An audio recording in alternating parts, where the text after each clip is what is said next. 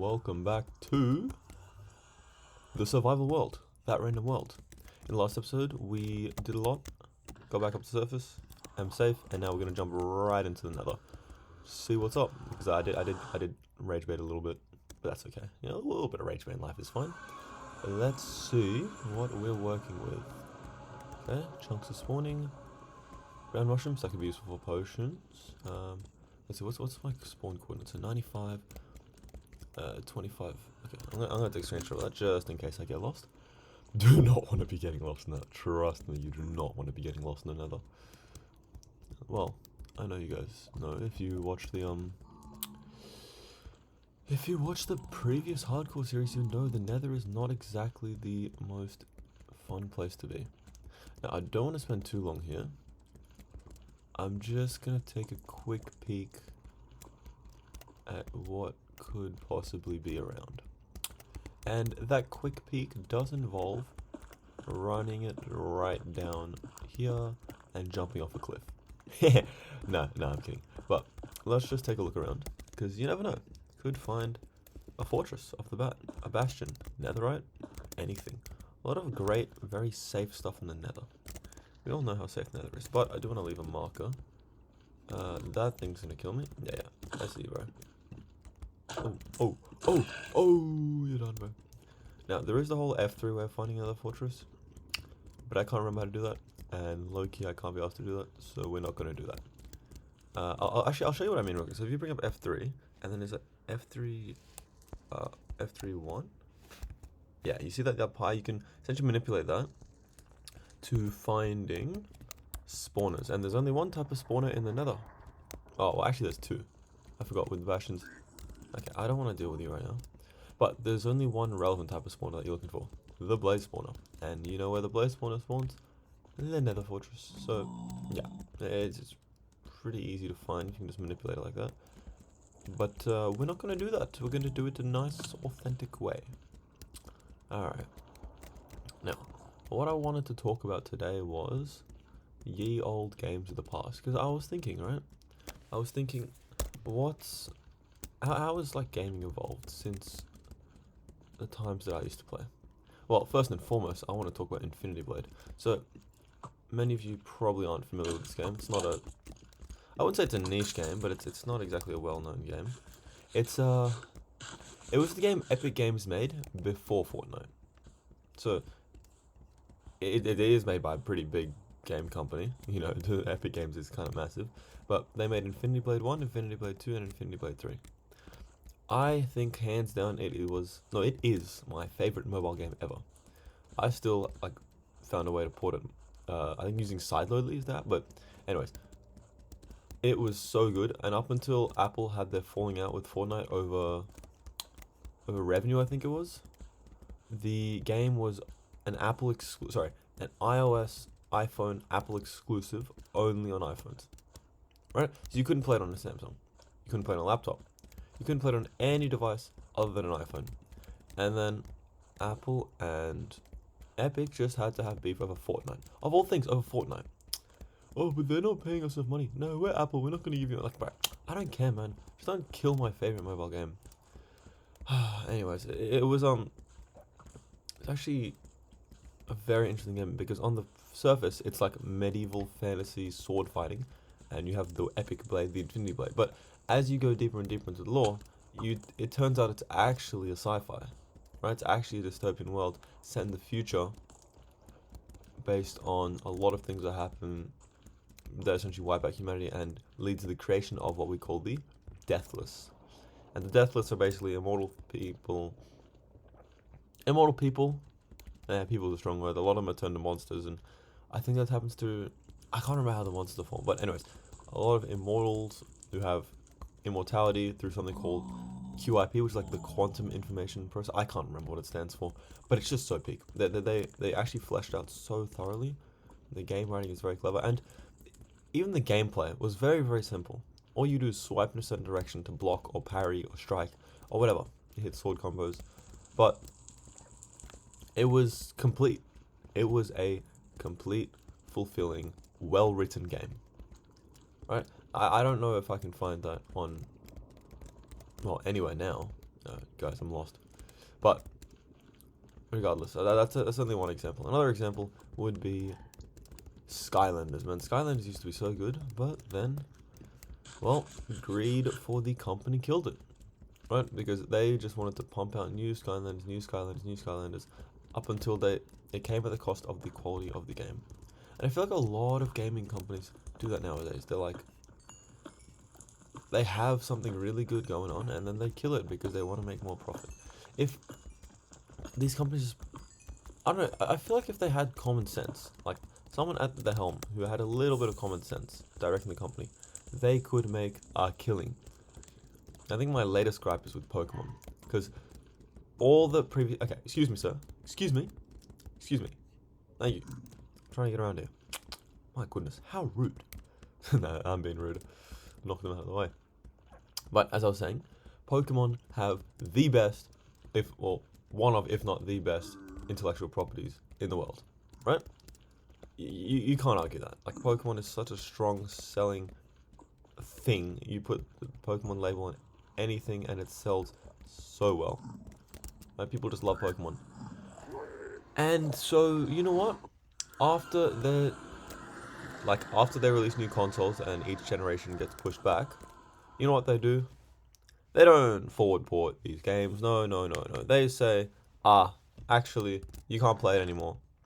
And if you try to play it, we are going to sue you for everything you're worth.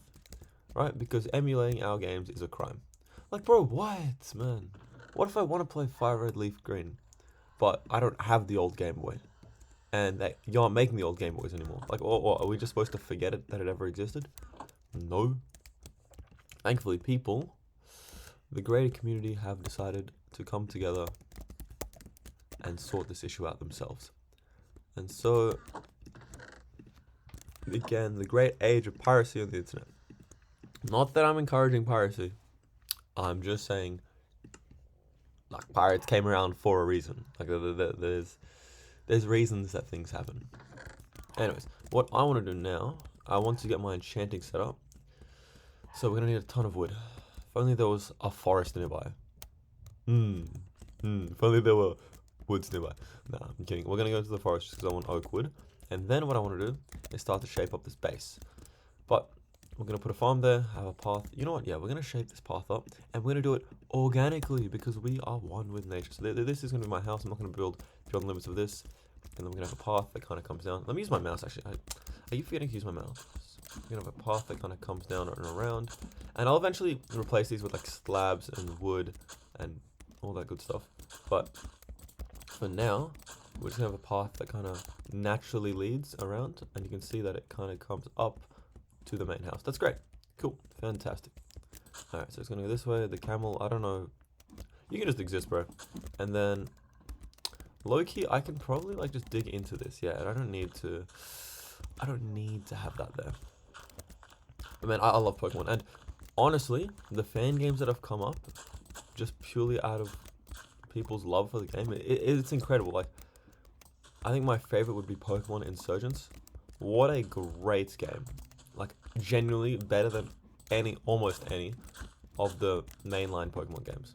And to be fair, I haven't played a game since, I think Sun and Moon was the last game I played. And I haven't played, like, Scarlet Violet or... Wait, is Scarlet Violet the newest one? I can't even remember off the top of my head. But I don't really play much of the new games. I just watch them on YouTube because I'm not spending $700 on the new Switch 2, but that's too much for me. That's a little too much for me. But Pokemon Insurgence, it's still the 2D graphics, right? Look, I'm not saying going 3D was a bad idea, but they had something very good with the 2D graphics. Alright, can you, like, talk to each other, please? Thank you. And I wish they kept that. I do wish they kept that. Because their 2D graphics were nice, man. Like, they created a homely feeling. But I'm not going to argue whether switching over to 3D was the right or wrong decision, because ultimately that's the decision they made, and that's their creative decision. And that's fair enough. Like, they're 100% well within their rights to do that. And I don't think it was inherently a bad decision. I just think it is one of a couple of choices they could have made. Alright? Now, the Pokemon Insurgence is essentially a darker twist on a fan game because a lot of people who played Pokemon would have been around the 2000s, right? Like even 1990 when the like original game came out. So there exists an older audience in Pokemon, right? And that's right now usually people who have money, or a lot of our people have money who end up spending hundreds on Pokemon cards. And I'm speaking from experience here, but you know what? To be fair, I did see a rise in value of my Pokemon cards, but that's beside the point, right? I'm not buying Pokemon cards for their investment value, and people who do that, well, kind of ruin the card game for everyone else. But that's a whole separate discussion, right? The whole inflation of the card game due to it being seen as an investment as opposed to it being seen as a literal kids card game is it's a fun matter to discuss. But with the games, right, Pokemon Insurgence is a much darker take, which appeals to a lot of people because, you know, there's more complex stories you can construct when you have more themes at play, right? Gym leaders who actually, actually protect the realm and, well, get killed by the nefarious forces working against them. Evil cults who worship legendary beings and want to sacrifice people in order to achieve their goals. I'm not going to spoil it because I generally think people should play this game. It's such a good game. But overall, like, it just has a lot of creative potential. And yeah, they're not allowed to sell for profit, which makes sense. But I think, honestly, if Nintendo, or actually, well, I'm going to say Nintendo, but we'll come back to that. If Nintendo embraced all these creators, they could have a much more vibrant community. They could use the community. They could even, like, work with these creators to then make more Pokemon games and expand, and I'm sure people would love it. But they do have an issue in that regard because Pokemon as an IP is owned by 3 separate parties. It's not just Nintendo. I think it's Nintendo, Game Freak, and then I don't remember the third company, but all of them have to agree on something before they can do anything, and it's really bureaucratic, and so I imagine it slows down things a lot. So other than like the mainline games, you don't really see many spin-offs. Like you have Pokopia, you have, I don't know, what was it, like Let's Go Eevee, Let's Go Pikachu. In my opinion, those games are trash, but you know, I do see the appeal. Like, yeah, they are made for a younger audience, but I digress. Pokemon could be a lot more. A lot of these games could be a lot more. And I think if you look at Minecraft and Terraria, and I am biased because these are 2 of my favorite games of all time, the modding community has brought so much to each of the games. Like, genuinely, in terms of content, it's helped these games. And the official devs haven't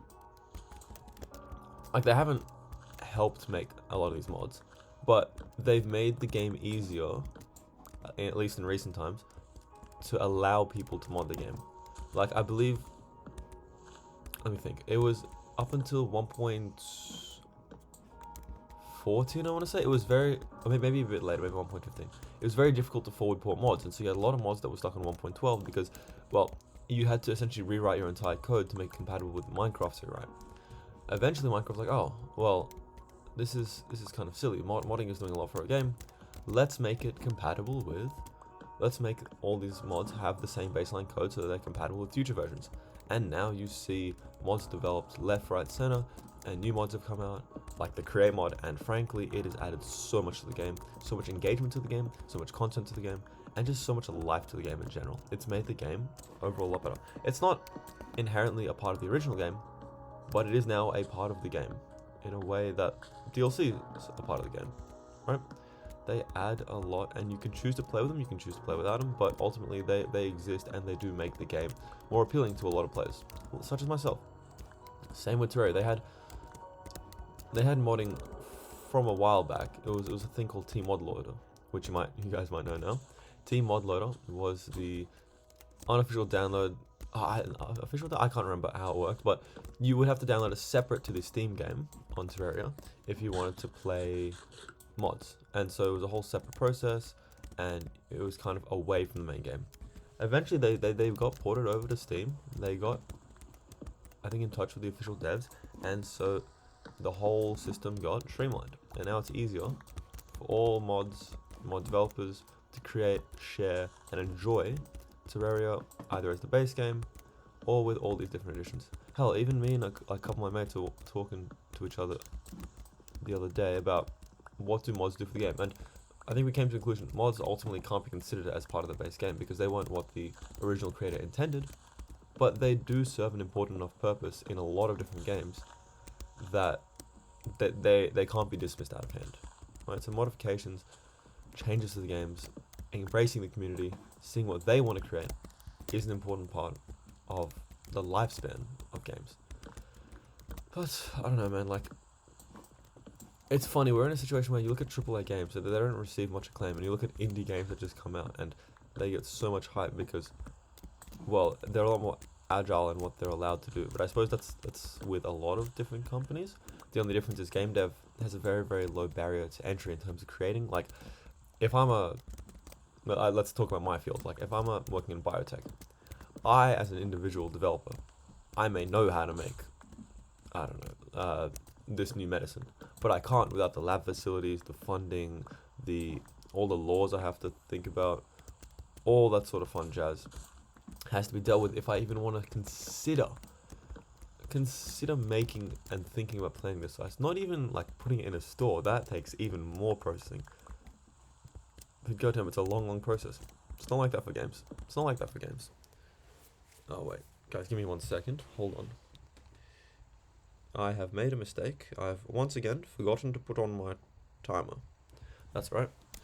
Let's start one now. Anyways, as I was saying, modding is big. Creators, especially Nintendo, Nintendo's I feel like the biggest perpetrator of this, should embrace their community in a far greater way than just, they exist to make money, let's increase our shareholders' value. I think honestly if Nintendo front ported a lot of the games, or at least just built their own emulator. Hell, they could build their own emulator and I think it would work. They would have so much success to their name. Alright, let's go up before it gets dark. Actually, I have a bed, right? Yeah, okay. I have a bed. But oh well, I guess we'll see. I think Nintendo used to be different when they had their old CEO who originally developed the company as the head of the company, and now they don't, and it shows in the type of business decisions they make, right? They don't, well, they're profit oriented, which is understandable for a company, but I don't know, it just doesn't feel like the same company anymore. It's under different leadership, and so it's under a different feel almost, right? Anyways, let's build a farm or two. Alright, let's actually get some progress done. Because once I have a farm, I'll have sustainable food. Oh, hold on. Yeah, well, once I have a farm, I'll have a do I want to... I low-key don't want to cut this down because, like, I can keep it flat and it will look nice, but at the same time... Oh, sheep. I love sheep. Sheep are very important. Sheep are going to be very important for the future for 2 reasons. 1, food, but I have that sorted in cows. But 2, wool. And wool help me in terms of banners, because I love banners and building, right? It's a colored block. It's like that and concrete are like the 2 big blocks. And 3, I guess I did say 2 reasons, but this falls under reason. Like, this is like 2C. 3 is that they can make banners with wool. No, sorry, I already said banners. Beds. And beds are useful for more than just sleeping. You can make... Alright, come here. Okay, that's not what I want. You can make beds for nether mining. And nether mining is very important. Because I need to find it for netherite. Yeah, you guessed it. Nether makes nether. Ooh, shocking. Alright, let's set up a temporary pen. I don't really care about this in pretty. I want this more to be organic. Because I've started building organically, and it's a weird feeling. Like, you kind of just follow the lay of the land, and you slowly build up from the ground up, which is how things actually are built. I should say IRL. Right, like you don't just see metro systems pop up out of nowhere. Right, you have planning, you have what's going on? You have smaller train systems, you have existing infrastructure that's taken and then improved upon over these years to then come up with the systems they have today. So let's just, I don't know, build a pen here and build a pen. Okay, okay, we'll have 1 pen there. Oh, you know what? I could have multi-level farms. Like I have a pen on this lower level, on this mid-level, and then on the upper level. Now Okay, if that's the case, let's organize my inventory a little bit because it's very messy. I want to make a chest or two. Can I not make a chest? Right, I'll do it myself. Fine, I'll do it myself. Alright, put my shield back in my hand. Grab my bed back. And I'll just put away what I don't need for now. Yeah, cool. Alright. But look, I need a wheat field as well. Where do I build these wheat fields? Because I'm going to need them to farm. That's future me's problem. I can adapt this. For now, I have plenty of wheat. Also, okay, so if I'm going to have a path coming through here, where'd my hoe go? Oh no, I need a shovel. I could have this path go straight, right? And then this path can kind of act as like a bisecting thing between crop farms and animal farms. So I can have the animal farms on one side and crop farms on the other side. Now the question is which is which? We're having animal farms here, they have bees already. Alright, so the crops going on the right side, animals going on the left. Oh, well, facing from the mountains. Alright, cows. I have something for you. You can trust me, I'm very reliable. No, sheep, right, I don't want to talk to you right now. I want these cows. Alright, you come with me. You come with me. Oh, armadillo. Why have you've traveled to my mountain just to become... Whatever, you are going to be very useful in the future. In the distant future. Alright, so you cows come with me. I want a pen. And not a writing pen. No. I'm in an animal pen. So we're just going to set up something here. Actually, let me make some shears as well. Which shears? Yeah, sheep. I need your help. Thank you. I'm going to set up a carpet just so I can get in and out of these pens without much hassle. Alright, so I want... Cow, please. Please move. Please. Thank you. Alright, sheep. You need to be elsewhere. No, I didn't want to... Okay, whatever, man. We're gonna let go of this for a bit. Okay, let's build. Okay, so 1, 2, 3, 4, 5, 6, 7, 8, 9, 10. Alright, we'll bring it out here and then we'll kind of fence this off. 3, 4, 5, 6, 8, and then yeah, we'll kind of bring it around. And I'm out of wood. That's okay. We got plenty of wood. That's why we kind of deforested half of that forest. I'm gonna make some sticks, make some more fences, and I can always clean this up. For now, I just want to have something. Having something is better than having nothing. Alright, now sheep. Oh, that's gonna open. Let's put another one of these here, and then I'll expand into another farm over this side. And this one will go in a bit of a different direction. So this one will be a long ways. I will eventually expand that though, but I don't want to excavate all this dirt right now. Bro, as if I'm short by 2 fences. Alright, give me a couple more sticks. And let us make a fence. A fence or two. I'm not using fence gates. Fence gates are fraudulent. They are fake and they're not necessary. Alright, that's cool. Now I am going to clear this out so nothing else can walk in accidentally. Except for those that I want to come in. Alright. Mr. Cow, or I should say Mrs., because I don't think there are male cows in this game. You need to be relocated. Please, come with me. I have your facilities all lined up. You must go here. Thank you for your service. I can't breed the cows.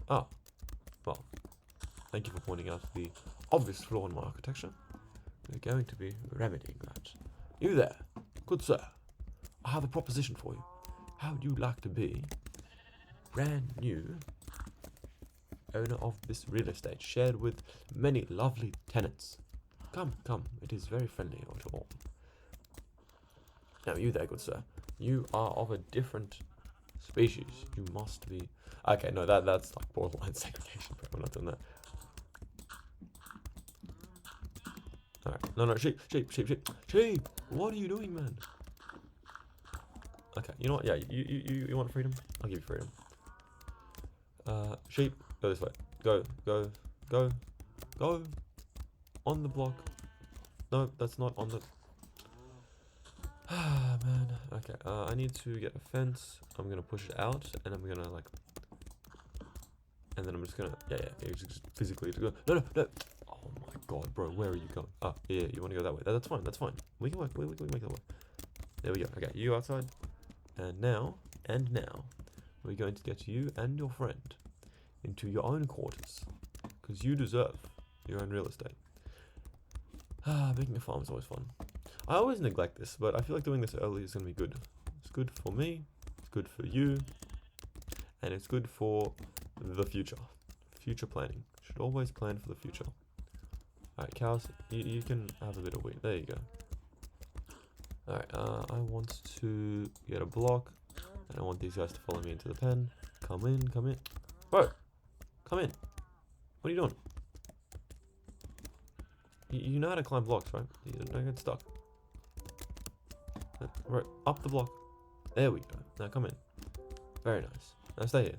Actually, you two do what you need to do. Let's bring over some more friends. And then I think we'll call it there.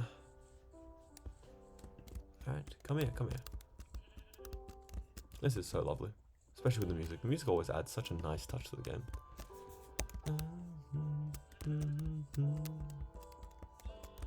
I will eventually need to get some sugarcane going though.